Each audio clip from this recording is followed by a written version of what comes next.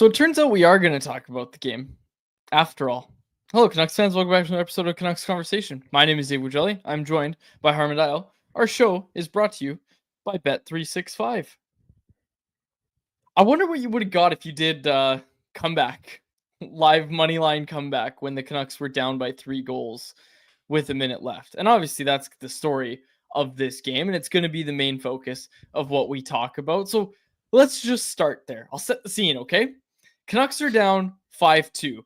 Neither team's penalty kill showed up on the night. It was hilarious to watch, but also not funny if you're a Canucks fan because they gave up 3 straight power play goals against. Not great. Not great for the Canucks penalty kill, which has been really good for quite some time now.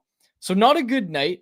Some of us were firing off tweets saying things like this team needs to make big moves. And I said that, and I stand by it, obviously. But I did specify later that the big move I was talking about was signing P.S. Suter to an 8x8 because holy smokes, P.S. Suter, P.S. the shooter, whatever the social team there is calling him, absolutely loving it. He helps bring the Canucks back. Atu Ratu helps bring the Canucks back. There was a lot of positive storylines that came out of just the final minute of that game for the Canucks as they storm back, force the game to overtime, and then they get that final goal off the stick of Kiefer Sherwood. Harman, walk me through your perspective of the final minute. Well, first of all, when Ratu scored to make it 5-3, Jamie Benn smashed his stick over the crossbar, broke it. And in my head, I'm thinking, relax, you're still up 2 goals with less than a minute to go. I'm pretty sure you guys got this one in the bag. Little did I know that Jamie Benn was foreshadowing just how big that first goal to Ratu was. And I mean, the little plays too leading to how the Canucks scored. For example, on the first Ratu goal, Marcus Pettersson stripping Wyatt Johnston of the puck. That probably doesn't get enough recognition, deserves more recognition, because without forcing that turnover, that goal doesn't happen. Garland's pass on Suter's first goal to make it 5-4 was unbelievable. The Stars, you go back and watch the video of it, you could even make a really funny screenshot out of it. They had all 5 guys packed in the slot area defensively. 5 guys all collapsed in this little area of the ice. Other than Garland, who was sort of by the right side, the Canucks only had 1 net front guy and then Suter in the middle. So this should be easy to clog the middle, take away the passing lane. You only got a couple guys to worry about, but Garland, such a deceptive move to fake that he's initially going to make the pass across and then actually sort of slip it back to Suter to score it. And then the tying goal was just pure desperation. They outworked them. They won battles down low. It was just get the puck to the net, hope you get some bounces. I thought it was really hilarious that Filip Hronek was down low by the goal line. Normally you don't see a defenseman in that spot, and he sort of blindly threw the pass out to Suter on the weak side. I mean, just incredible. Harman, the Dallas Stars frauds? I don't know about frauds, but I've been saying for a while now, even on Dmitry Filipovic's show on the PDO cast a couple weeks ago, that I'm a little bit worried about the Stars in a potential round 1 matchup against the Colorado Avalanche, because without Mira Heiskanen, that blue line cannot move the puck very well. Thomas Harley is excellent as a puck mover, but after that, it gets pretty thin pretty quickly. Harley made a bad turnover last night too. Yeah, he's a good player though. Yes. But big picture, when you talk about the Stars, just watching Lyubushkin try to move the puck, Cody Ceci try to move the puck, it's really tough. And that's how in the first period, for example, the Canucks came out and really controlled 5-on-5 play. I thought they were hanging with them. Even in the third period, when the shots were 10-0 for the Canucks at one point, it was because the Stars couldn't exit the zone out of the zone with possession. And I think a lot of that comes down to how reliant they are on Heiskanen to log huge minutes and how depleted that blue line looks without him. And it's been a while now that the Stars, even though they've been winning a lot of games, this is the tricky part. I've watched the Stars a lot lately. They've had games where they've won, but haven't really deserved to probably get the 2 points. For example, a couple weeks ago, they beat Calgary while giving up nearly 50 shots. So they've been really reliant on goaltending. They've been getting outshot and outchanced on a lot of nights, actually. And it's been difficult for them to string consistent 60-minute performances together. And I think that loss against the Canucks, that choke job, is just another example of them really needing Heiskanen back. Hronik with 100% face-off percentage. That's what Karn's pointing out in the chat. And yeah, Hronik takes the OT draw because the Canucks send out 2 defensemen in overtime. I would have loved to have seen Quinn Hughes take that draw. Because again, this Quinn Hughes as a center thing that Bruce Boudreau's brought up in the past, I would just love to see Quinn Hughes take a face-off and win it. Hronik's the only defenseman in the NHL to win a face-off this season. 100% face-off percentage too. And again, you talk about work. Like, he didn't cleanly win that. He just tied up the other guy and kicked the puck back to Quinn, which is, hey, that's how everybody should be taking draws. Yeah, so they started with Ratu, Hughes, and Hronik, right? Yeah. So that's actually similar to the OT strategy that, remember months ago in October when Carolina had like Jordan Stahl, Slavin, and another defenseman out, with the thought being you send your best faceoff guy out there, hope that you win it, and then you can get your best offensive guys on there. But if you lose the draw, then you still got 2 defensemen to defend, so you're in a pretty good spot. I like the creativity from Tocchet to say, let's just send out Ratu. He's been feeling it. Plus, even though he wasn't dominant in the draw last night, I believe he's been their best faceoff man this season.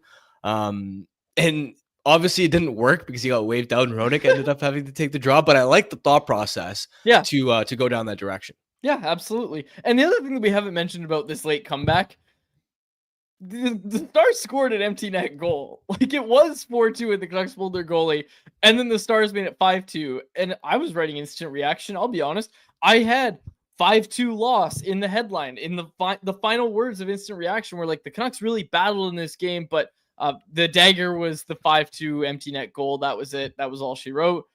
They just didn't go away. And look, like, here's the thing, Harm. I know it kept their playoff odds alive, and we're going to have some fun with that, I'm sure. And it does make it a lot more appealing and entertaining that there's still that, okay, at least there's a chance, albeit a very, very slim chance. It does make it more appealing to watch this team that you now, you're looking at, and they didn't get mathematically eliminated last night, even though obviously it is a very, very steep hill that they have to climb, and they obviously don't control their own destiny at this juncture. But it was one of those games where you just appreciated the effort. And again, what did we say after that Seattle game? It sounded like I was making excuses for them. And I said it at the time. I wasn't trying to make excuses. I was just saying, like, yeah, this is a team that knows they're done. And the players are gassed. The players had a long season. It's been adversity filled. They've gone through a lot. And look, we've talked about how the style of play that this team plays, like, you have to outwork your opposition every single night. And sometimes that's hard to do over an 82 game season. They don't show up in that game against the Kraken, but all you want is effort, right? Like, all you want is effort. You'd like to save an effort like that for the home fans, right? You would think, over these final 3 home games that they have after the game against Colorado tomorrow. But look, that's the kind of effort you ask for. That's the kind of effort you want to see, even when the games don't necessarily matter a ton for the playoff odds. Definitely. And again, since the significant turnover from the Miller trade, you're trying to reset the locker room dynamics. You're trying to build your culture back up to a certain threshold. Because let's be honest, in the first half of the season, there were just quite a few nights, especially on home ice, where the effort, the work rate defensively wasn't there. And it was especially jarring because last year's team, that's what we consistently praised them for, was how hard they battled, how hard they competed, all the little details, the staples. Remember the staples, how often they were a talking point a year ago. So yeah, even though these games are meaningless, for the team as a whole, it's important to sort of set themselves up to finish strong, not quit, not roll over. If they had quit and roll over in some of these games, it would have been concerning to me from a professionalism standpoint. And are they ever going to consistently fight through adversity? Are they ever consistently going to be a team that can weather the highs and lows of trying to be a good team in the NHL? Now, this doesn't guarantee that that's going to translate to next season, right? You got to be careful there and say, if they finish strong, doesn't guarantee that all of a sudden they're going to be wagon next year. Oh, trust me. Anybody who's seen this team for more than 3 years knows that's true. 100%. But I would have been really concerned if this team just rolled over. I would have questioned their focus, their preparation, just the standard of professionalism. So for them to continue fighting like this, it's really impressive. So one thing I want to point out, and credit goes to our friend Irfan Ghaffar for this. He mentioned it on Rink Wide last night. On the tying Suter goal, watch Connor Garland because he does a little bunny hop and then circles off and goes the wrong way for the celebration. And I'll play the clip here. Nobody else celebrated like he did. Sorry. That's what you're going to see. Here we go. Yeah, Nobody just else watch celebrated. Garland come in here, little bunny hop, and then turn off to the wrong way, and you see him come in right at the very end into the group huddle. Yeah. And you know what? Good for Garland because he factored in on a few of those goals and really had a really solid game overall. Obviously, Suter is going to get the praise for the 2 goals he scored, but then watching the overtime winner, all Garland here to set up Kiefer Sherwood. He was an absolute dog in the final moments of this hockey game. Love it. Also, recently, it is interesting to see how the Canucks have you noticed that they've been a lot more high event? Like, not just goals wise, but scoring chances. Rush. A lot of these games have been wide open both ways. They're creating a lot more, which is encouraging. They're also giving up a lot more. It's fun. I'll be honest. If you're going to get mediocre results, I'd rather see this team be more fun and entertaining. But that's, even the Vegas game, for example, they lost, obviously, but through the first 2 periods, I thought that was such a fun, entertaining game. I mean, I don't know how much Talkit loves that they're playing that way. I don't know. I don't know if I'd call that fun and entertaining. The finish was, but I don't know. I don't know, man. I also had trouble getting Sportsnet Plus to work. I was very upset last night. I was very just annoyed, and I was like, I don't want to watch this. I'll be honest. I did not want to watch the Canucks game last night. I mean, yeah, for stakes reasons, but pure on ice product. There's just been scoring chances, which is such a low bar. True. But 2 months ago, for example, or like 6 weeks ago, you'd watch a game and it would be so painfully boring. That's true. Cali Canuck, does the wide open hockey indicate Talkit's gone for next season? Oh, that's a good one. I like that. Okay. Did you have anything else on the game you wanted to get to? Nothing in particular. Okay. Obviously, and I mean, people have seen this by now, so I'm just repeating what people have seen. But Canucks set an NHL record with fastest 3-goal comeback in history. I think that was the stat, right, Jacob? Something like that. It was the first time in NHL history a team made a 3-goal comeback in the final minute of regulation. Yeah. And then won the game. Nice. So that's wild. That's the stat. Yeah. That's crazy. Yeah. That's pretty cool. Okay. Let's get to our poll question. Our poll question is brought to you by Pacific Toyota dealers who want to tell you about the 100% electric Toyota BZ4X, an SUV packed with plenty of space. The BZ4X can handle any terrain and can take you from the city to the slopes. It's backed by the peace of mind that comes with knowing you're driving a Toyota. And if you're driving a BZ4X, you get access to HOV lanes, even if you're driving alone. When you choose the BZ4X, you can get up to $6,500 in rebates and incentives, and now you can finance the 2025 BZ4X from 0.99% APR for 36 months. Visit shoptoyota.ca or your local Pacific Toyota dealer today. Get in and go. I love that. Okay. Poll question. Among those currently in playoff spots, which Canadian team would you most want to win the cup this year? We have Winnipeg, Ottawa, Montreal, and then we put Edmonton or Toronto together because neither of those teams was going to get a lot of votes. The answer's Winnipeg. Winnipeg is the far and away favorite in this poll, 43.8%, 25.9% say Montreal, 19.1% say Ottawa. Edmonton or Toronto get 11.1% of the vote. I gotta be honest, I'm going Montreal over Winnipeg. I just love an underdog story more, so I'm going Montreal. Yeah, fair. I feel sympathy for the Jets just because that franchise has been struggling attendance-wise. I know this year's been a lot better for them in that regard, but it's difficult for the Winnipeg market because the reason they've had some of these attendance issues is because they don't get the same corporate backing and sponsorships that most other NHL cities do, right? So for the Canucks, for example, a company like Toyota or TD, ton of these companies will have tons of tickets for each game. and they just distribute them out to whoever they want. Whereas in a market like Winnipeg, they don't get that same backing from businesses. So the overwhelming majority of the seats they have to fill and the tickets they have to sell have to come from pure like everyday fans. And especially in a smaller city, that's difficult to do. So that fan base, regardless of, some of the attendance issues last season, is really passionate. They've had a tough time. There was all that chatter last year about, if this doesn't improve, are they going to have to relocate again? So I would love nothing more than for them to sort of go on a deep run and see their fans get rewarded. Yeah, I feel like there's no wrong answer here, actually, because people in the chat, Karn brings it up as well. Ottawa again. Except Edmonton or Toronto. That's the only wrong answer. That's what I was getting at. Was the only wrong answer is Edmonton or Toronto. That's the only wrong answer. I think so. Yeah, I don't know who's the official playoff team of Canucks Convo. You, me, and Jacob were having this conversation in our little group chat there. I feel like it's the Blues, it's the Habs, but it can't be the Blues because the Blues are pretty responsible for the Canucks not making the playoffs if you really think about it. So I love the Avs. I don't like the Avs. Why do you like the Avs? Just fun watching McKinnon, Natchez, Makar.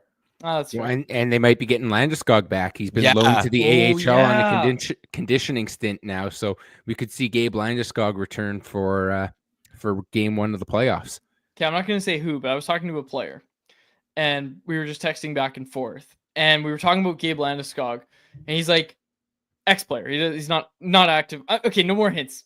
Played in the NHL. Okay, we were texting back and forth, and we were talking about Gabe Landeskog, and he was like, yeah, there is no way that he's going to be ready game 1 of the playoffs. And I'm like, oh, like, you don't think he's going to play? He's like, no, he'll play, but like, it's going to look so weird to watch him play because if you haven't played a game in 2 years, like regular season play can't get you ready for the playoffs. It just can't. It can't get you ready for the playoffs. So it's going to be really interesting to see how Landeskog does this. Obviously, he's a fantastic player, but man, that is a lot of rust to shake off, and to shake it off in the playoffs, like that is going to be very difficult. But hey, that's a really cool storyline to me, is watching him kind of try to rise to that challenge. Yeah, I think it'll give the team an emotional boost more than anything else. Where he's their captain for a reason. He's a terrific leader. Seeing him on the bench, and even if it's just in a 4th line role, playing less than 10 minutes a night, just to see him out on the ice with the group, and for imagine being a teammate in that locker room, understanding what Landeskog went through to first win that Stanley Cup, risked his career essentially, and how hard he's battled to get to the point where even though he's still experiencing pain, he wants to be out there in the playoffs. Like, how could that not fire you up? Yep. In that locker room. Absolutely. That's your captain. Like, that's your captain, man. Absolutely agree with you. Okay. Avs have been added to the official list of Canucks Convo teams. I think it's Montreal, Ottawa. Yes, we'll include the Avs because Landeskog. Is anyone else I'm forgetting? I'd like to see the Blues. I think the Blues are winning the cup, so I'm gonna throw the Blues in there. Those are our 4. Okay. We have a new game that we want to do, but before we do that, I want to tell you about the watch party tomorrow. But before I do that, I want to remind everybody to vote in the Family Feud survey because we love games on this show. How are we doing on votes, Jacob? I think we need 20 more in the show, we play tomorrow. So 20 people who are listening or watching this, as I say every time, in the YouTube description, the audio podcast description, Facebook. If you're watching on X or Instagram, just head over to our YouTube channel. Go to the live tab. You'll see all of our shows there. You'll be able to find the link to vote. And if you're on podcast, make sure you pull over and fill out the survey. Yes, no filling out the survey while driving. Unless you're at a red light. That's honestly a gray area. No, it's not. It is not allowed. All right. I'm joking, of course. I did want to tell everybody, the fine folks, about tomorrow's watch party because there have been new prizes added. I brought up the Yeti cooler yesterday. We got signed memorabilia. And honestly, I'm excited now. Before I was like, oh man, I wonder if anybody's going to show up. The Canucks making that comeback, tomorrow's going to be hype. I don't care what anyone says. The game on the screen is going to be hype. It's Vancouver versus Colorado. It's a 6 p.m. start. It is April 10th, Thursday, April 10th. It's a free event, 19 plus though. Make sure you're over 19. Come out, hang out, presented by Fountain Tire in support of Kids Sport Vancouver. Come on out. It's going to be so much fun. We've got the arcade. We've got the bar. We've got the street food menu. And like I said, I'll play anyone in basketball, arcade basketball. I'll even pay for your game of arcade basketball to beat me, to try your best to beat me. But yeah, it's gonna be a lot of fun. I'm actually really excited for it. Can you announce any of the other new prizes, or do they have to remain secret? I'm gonna keep them secret. Like I told everybody about the hats. We got these hats. We're gonna give away a bunch of new Nation gear that I have in my apartment right now. I better remember. That's the thing. There's a good chance I forget to bring it, so I'm gonna do my best to remember to bring it. Now that I've said it out loud, I'll definitely remember. But it's good I said it out loud because I could totally see myself forgetting all the Nation gear in the apartment. But anyways, gonna be a lot of fun. Greta Bar, YVR, come hang out with us tomorrow, April 10th. We're just gonna have a ton of fun. Okay. Let's get to this trivia game, Jacob. Let's do it. All right. We got 2 different rounds. We have a retired player and we have an active player. Which one do you want to start with? Oh, you have to explain the game. Well, I'm going to explain the rules. Okay. But I just want to know. We're going to start with the active player. Okay. So this is a game, and we like games on this show. Sorry to cut you off, Jacob. But this is a game that people can play along with while they're listening. Yes. And I love games like that. So what'll happen is we have a secret player. And this player is going to have 5 hints that are going to get progressively easier. As the further along you go, it'll be easier to try and determine who this player is. Your task as Harmon and Quads or anyone listening or watching to the show is to try and figure out who this player is in the fewest number of hints possible. All right, so I'm going to go through. I'll give 1 hint at a time. You guys can make a guess after each hint. And then as soon as you guys get it right, you'll essentially get the number of points based on what hint you got it on. All right, so are you guys ready? So we're allowed 1 guess per hint. Yeah, so when you make the guess, it gets you the next hint. You can't got pass. it. Yeah. All right, so we're going to start with the active player. He's played 150 plus games for the Vancouver Canucks. Brock Besser. It's not Brock Besser, but you guys should probably collaborate before you just start throwing out random guesses, Quads. Besser was a good guess. Yeah, I would have guessed Besser too. It is not Brock Besser. All right, hint 2. He was born in Massachusetts. You want to take this one, Harm? Yeah. So wait, does played imply that he doesn't play for the Canucks anymore? I'm not giving any further hints based on what you see there. Everything was written on this graphic intentionally. I'll leave it at that. Can I? Okay. Okay. Wait, so this player's active, right? Active NHL player, yes. Like plays NHL games? He's not with another league? Correct. This is an active NHL player. Okay, well, like I want to guess Connor Garland. But the plate is throwing me off. Because that Garland's my guess too, but okay. Okay, we should know if it's an active Canuck or not. I'll just say that. I'll say that. No, you should not know if it's an active Canuck or not. That's not the spirit of the game. Who's another Canuck? I mean, Jack Rathbone, but he's not an NHLer. If you think it's an active Canuck, you could make the Garland guess. Yeah, go Garland. Yeah, just go Final Garland. answer. Yeah, go. It is not Connor Garland. All right. He played for Northeastern University. Adam got it. That is correct. Scored a career high 17 goals this year. He's played for 4 NHL teams. Adam. You should have just said friend of the show. Oh yeah, I could have. Friend of the show. Yeah, Our friend of the pal. That's why I included Adam Gaudette, friend of the Love show. it. Okay, so you got another one for us, retired player. I do. He was a Canuck for only 1 season. Well, I you're not going to get it on this one. Just Louis Domingue. Louis Domingue. It is not Louis Domingue, but you did get the right position because he had a career 901 save percentage in 12 NHL seasons. A Canucks goalie who only played one of his 12 were with the Vancouver Canucks. How many seasons Casey DeSmith played? Ooh. Are we allowed to look that up? No, we're not. No, you cannot, because also the career save percentage. Oh, yes, that would give it away. That would give it away immediately, yes or no. I don't want to guess Casey DeSmith. Casey DeSmith hasn't played 12 seasons. He hasn't. 12 seasons, 1 season with the Canuck. It's also a former player. This guy's retired. So Archer's Urbe. It is not Archer's Urbe. That's he was born in Leksand, Sweden. Is this this isn't the official guess, but is this? I can't remember if he how long. Yeah, he's been we're here. workshopping. We're workshopping. Hedberg, Johan Hedberg. Are you guessing that? No, I'm not guessing that. I'm trying to consult with you. I'm pretty sure Hedberg played more than one season. Okay. But you've got me thinking it might be Felix Potvin now. Because Was Felix he born in Potvin Sweden? born in Sweden. Sorry? This The guy was third born hint in is he was Sweden. born in Sweden. Oh, Felix okay. Potvin. Sorry, I'm thinking one season. Okay.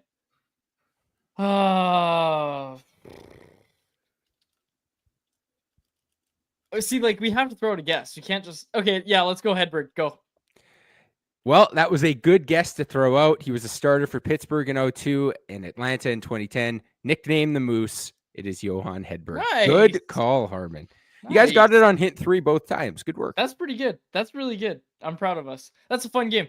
We like playing games. That was fun. On Canucks Convo. If you have other games, just send us a note. Like even if you're listening on podcast, send me a DM or I don't know how you'll get a hold of me. This one was fun. This one's also really easy to do, so we can make it a weekly thing as well. As we get into the off season, we're gonna keep playing Family Feud in the off season, but be nice to mix some other things in as well. Yeah, that was fun. I like that. All right, let's get to anyone else, which has a new sponsor, an old sponsor we love to talk about, and that is the Vancouver Canadians, who are back at the Nat and back on Canucks Convo. Our warm welcome to the Vancouver Canadians, back as a sponsor on Canucks Conversation, just in time for the 2025 season. If you haven't heard already, folks, it's underway. They're on the road this week, but the home opener is next week on Tuesday, April 15th. And what better way to open the season than with a fireworks night? The Seas are home all week next week, and that includes a Friday nooner at the Net. Just leave work early. What are they going to do? Fire you? No.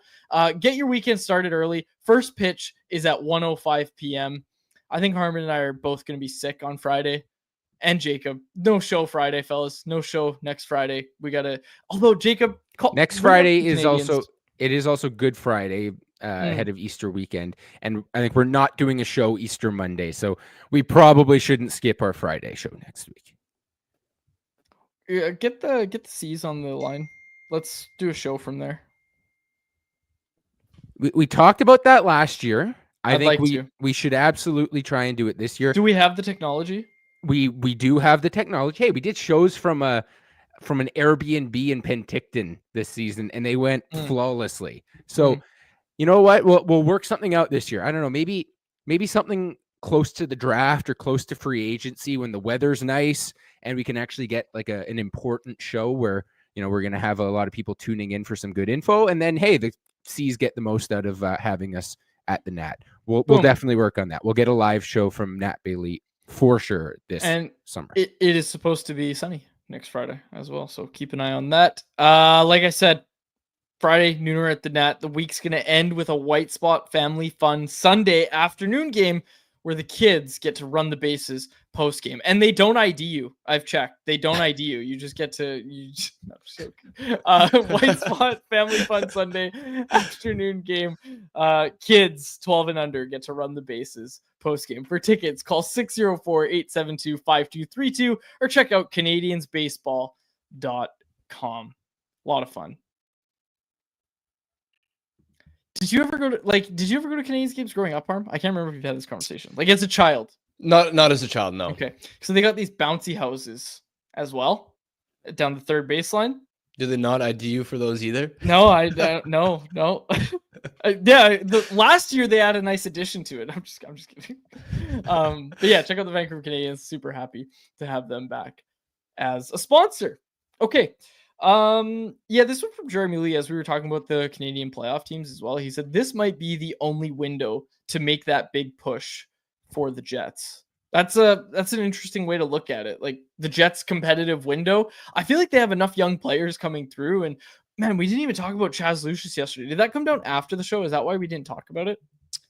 Yeah, I don't remember exactly what time yesterday, but Well, I think it was in the afternoon. And for those that missed the news, and we'll continue talking about the Jets in a sec, but it is important we bring this up, I think.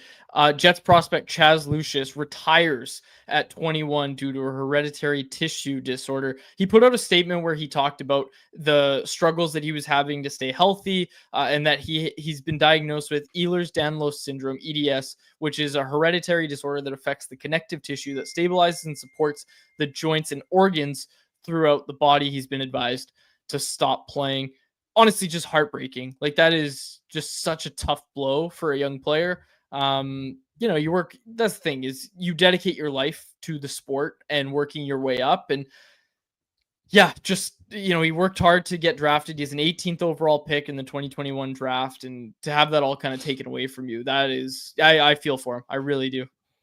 It's crushing. I don't think it's an experience that any of us can really relate to, because you pour your entire life into that. Your whole life is built around this identity as a hockey player. That's supposed to be how you're going to make a career, make a living. You've been all in on that.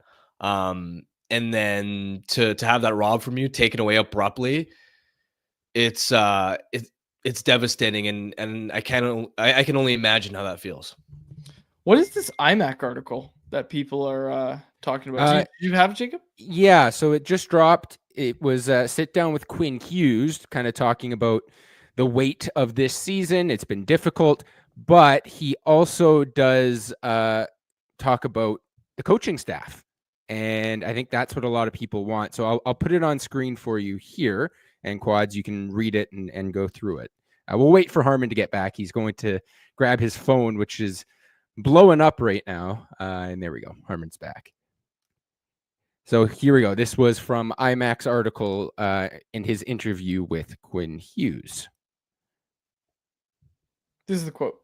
I believe that with Rick and Footy, assistant coach Adam Foote, and the way that they coach and structuring how we are defensively, if we add another player or two and have some guys within our group play better next year than they did this past season, I think we can be a really, really successful team. We're very structured. We don't give up much. We have maybe the best goalie tandem in the league, and we have a great decor and others that are coming that will help us. The point is, if we get Rick back and add a piece or two, we can be very successful.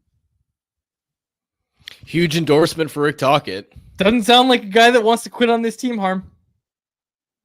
Yeah, and I mean, the immediate thing that stands out is, like, there's been this debate around Tocchet, and I think, given how important Hughes is to this franchise, we haven't maybe spoken enough about how important it is for management to get Quinn's input on the coaching situation.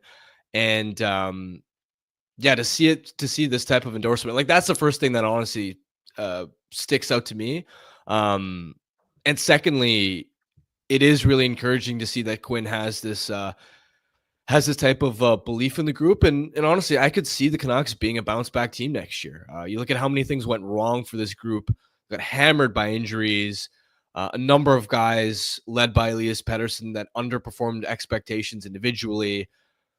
And he's kind of right. If you are able to add one or two of the right forward pieces to the top of your lineup, you get a Pettersson bounce back. And you're a little bit luckier on the injury front. 100%, I could see this team being a lot better than they were this past one. Harm, question for you on that topic. Could you, talking about the Canucks as a rebound team, could you see them doing what New Jersey has done this year? Obviously, 2 years ago, Devils were a playoff team. They made it to the second round. Last year, basically everything that could go wrong for them went wrong for them. They dealt with some big injuries. They missed the playoffs. And then this year, they're back into a solid playoff spot. Now, obviously, Jack Hughes is out, and it's probably going to hamper their chances in the playoffs. But do you see the Canucks potentially following that same pattern?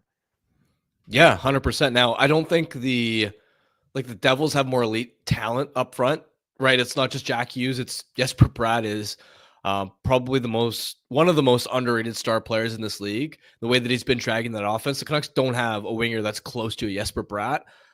Plus, to have a Nico Hischier on top of that, it's like the Canucks can't emulate that part at the top. And so I'd say the Devils heading into this year had a higher ceiling. I mean, I looked at them as a cup contender, and they probably would have had the opportunity to go deep in the playoffs potentially if they weren't hammered by injuries. So I'd say the Devils had a higher ceiling than I'd expect the Canucks to have next season because they have more sort of elite offensive talent. But overall, it's a storyline as far as the Devils a couple of years ago finally made it back into the postseason. Last year, everything went wrong and they missed. And then, this year they're going to make it back in, just like following that overall arc. Yeah, I could see that happening for the Canucks. Chat's loving this quote. This is a good quote. This is like, you need good news at this time of year, and there's no negative way to look at that quote, right? Other than the fact that, I don't know, maybe Rick Tocchet's not back, and Quinn made it very clear that he wants Rick Tocchet back. We'll see. We'll see how that goes. But that's a positive one. That's a positive one to close out this Wednesday afternoon in the Canucks news cycle. It's nice. Nice to see. Quinn also doesn't, and this is interesting to know too, my experience, Quinn doesn't say things that he doesn't believe. Yeah. Some guys will say the right things, will say they believe because like that's what you're kind of supposed to say, for example. But Quinn, in my experience, put it this way, if he didn't genuinely believe those things that the Canucks could be a really successful team next year, he wouldn't say that. Yep. You know what I mean? Like he just wouldn't. I'm not saying he would. He would publicly talk about his concern, but he just like wouldn't say anything. Period. Yep. So for him to come out and say this, like Quinn's one of those players that I take his words at face value because he is a pretty honest communicator. He's not just saying these things because that's what you're supposed to say as a captain. Yeah. This is so good. Scott in the chat. Stars fan here. Quaz, don't call the Stars frauds when you actually think the Blues can win more than 2 playoff games and think the Canucks overpaying for Sam Bennett is a good idea. Thank you for your comment, Scott. We'll see. We'll see about my Blues. And the Stars are frauds. Sorry, Scott. Hate to tell you. Hate to be the one to break it to you. No, thanks for the comment, Scott. We appreciate it. This is an interesting one about the Hughes thing because the conversation going on in the chat right now is just like, who is this for? Who are Hughes' comments for? Is it management? Is it ownership? Is it the fans? I think it's a mix of all of them, right? Because I think Rick Tocchet's taken some heat in this market, and I think that lowers a little bit when the captain, who is universally loved in this city for good reason, comes out and says, this is who I want to coach this team. I think a lot of fans at that point say, okay, sure, no problem. And obviously management plays a role in this, and obviously ownership as well plays a role in this. We know Rick Tocchet is going to be looking for a big payday, and it's going to have to come out of ownership's pocket at, kind of a difficult time financially, right? Or uncertainty, I should say. Financial uncertainty, I guess, right now. So we'll see. We'll see what happens with that, but it's an interesting one. Yeah, and it's like you said, it's just encouraging to have some good news down the stretch. And you could kind of tell that Quinn was sort of leaning towards this type of mindset anyway after the what game was it, like ESPN after the New Jersey game? Yeah, after that one where he sort of said, even if we don't make the playoffs next year, I'm liking what I'm seeing. Yeah, and he sounded really optimistic about some of that translating over to next year, and so this is obviously a stronger statement than that, and yeah, just good news for the organization. Yeah, absolutely. Need some good news. Okay. Did you have anything else that you wanted to bring up? Shorter show today. Shorter show. Nope. All right, Jacob. No, nothing else for me. All right. BCHL playoffs are on. Coquitlam Express are playing tonight. Go out and support. Yeah, well, and so yes, BCHL playoffs are going on. WHL playoffs. I think Prince George lost in 7, unfortunately. The Giants are out, but the Victoria Royals are still kicking in the WHL playoffs for some BC content. So yeah, lots of local playoff hockey. We obviously know about the Abbotsford Canucks as well, but between the BCHL, Victoria Royals, and the Dub, the Abbey Canucks, go support your local minor league or junior hockey team this playoff. Like it makes a huge difference to those players and to those organizations when they get the support from their community. So if you live in a city that has one of those teams and they're in the playoffs, I would say absolutely worth spending a few bucks to go out and support those local guys. Okay, I had one final thing. Stephane Roger wrote about this at Canucks Army today. The headline of the article is, "Can PDO explain the Canucks' fall from grace in 2024-25?" The answer is no, it can't, but there is some really interesting stats in there. I just wanted to mention it so people go out and read it. It's a really good article. CanucksArmy.com, Stephane Roger. He did a really, really good job with it. Again, diving into shooting percentage, save percentage as well. It's fun. It's fun to kind of read into this. But yeah, the answer is no. The Canucks still have a high shooting percentage this year. I don't think people really realize that. It is pretty high this year. It's been more about the time that they've shot high and the times that they haven't gotten the saves.